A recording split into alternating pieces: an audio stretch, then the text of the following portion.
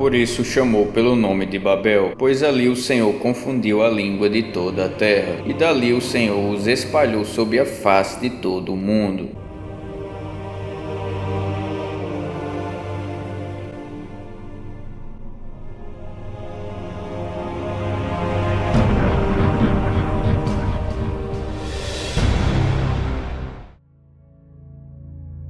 Os evolucionistas disseram que no passado, os macacos com o tempo passaram a formar frases simples até chegar em conceitos mais complexos. Essa explicação é tão obscura que muitos evolucionistas tratam a origem da linguagem e da cognição como um mistério. E uma das perguntas mais feitas pelo homem é: por que existem tantas línguas no mundo e como elas surgiram? Hoje, no mundo, existe cerca de 190 países habitados por homens, instituições políticas e governo. Pessoas que falam a mesma língua tendem a formar uma nação. No mundo, existem mais de 7.000 idiomas. É muita coisa. O linguista Joseph Greenberg diz: a evolução da linguagem nunca foi demonstrada e a igualdade de todas as línguas devem ser mantida nas evidências. A teoria evolutiva afirma que as línguas de antigamente eram bem mais fáceis do que as de hoje. Mas cara, olha para o que está escrito aqui nessa parede egípcia. Fica claro que as línguas antigas são bem mais complexas. Olha essas outras línguas aqui, extremamente difíceis, que por sinal nem existem mais. Olha o nível de complexidade disso. E elas não surgiram de uma língua ancestral que foram evoluindo com o tempo. O que mostra que a humanidade presenciou uma explosão de línguas que não tinham parentesco entre si. E mais uma vez, os evolucionistas linkaram todos os tipos de línguas, para tentar provar que todas elas surgiram de um simples ancestral comum. Mas eles fracassaram nessa tentativa, apesar de ser esperado variações de um idioma com o passar do tempo. É tanto que você pode notar parentesco do espanhol com o português, mas não se engane. Isso não se aplica a todas as línguas. Além do que, línguas não surgem do nada e simplesmente evoluem do nada, para um estágio bem complexo. Se todas as línguas evoluíssem de um ancestral comum, demoraria muito mais tempo para alcançar uma variedade tão grande de línguas. Toda a variedade de línguas no Oriente surge praticamente ao mesmo tempo, na segunda metade do terceiro milênio antes de Cristo. Fica claro que um pequeno grupo de diferentes línguas criadas no passado se intensificou na enorme variedade de línguas que temos hoje. Um renomeado evolucionista escreveu: um dos maiores mistérios da pré-história é como as pessoas em lugares totalmente separados desenvolveram espontaneamente a capacidade da linguagem ao mesmo tempo. É como se as pessoas carregassem um despertador genético, que de repente disparou e fez muitos povos criarem múltiplas línguas. Mas, o que será que gerou essa diversidade nas línguas desses povos?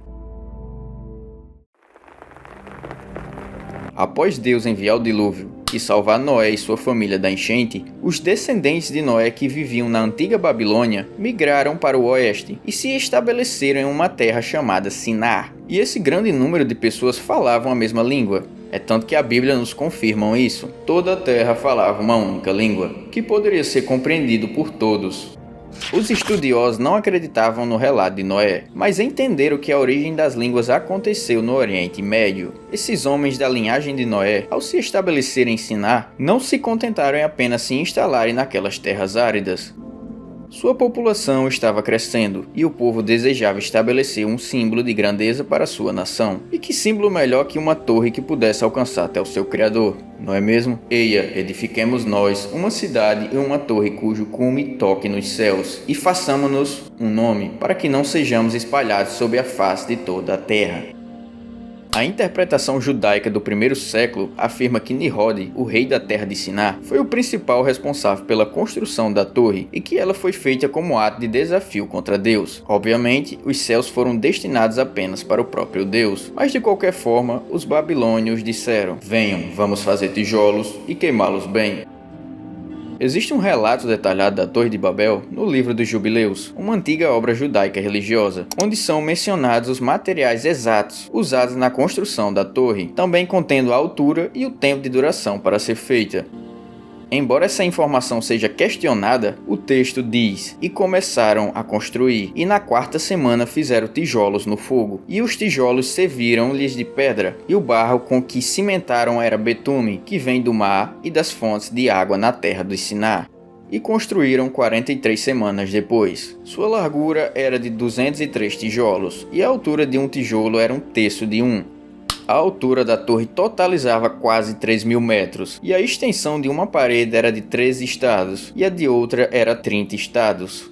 Sem dúvidas, esse foi o maior erro cometido pelos babilônios, pois demonstraram arrogância e acreditaram que poderia alcançar os céus sem a permissão de Deus. Então disse o Senhor: venham, desçamos lá e confundamos a sua língua, para que não entenda outra língua.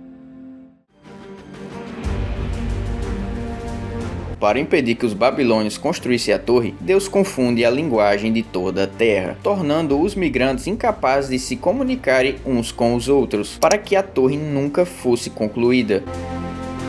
Por isso se chamou seu nome Babel, porquanto ali o Senhor confundiu a língua de toda a terra, e dali o Senhor os espalhou sobre a face de toda a terra. Além do mais, mudando o idioma, Deus elimina toda a possibilidade de cooperação e os torna incapazes sem derramamento de sangue.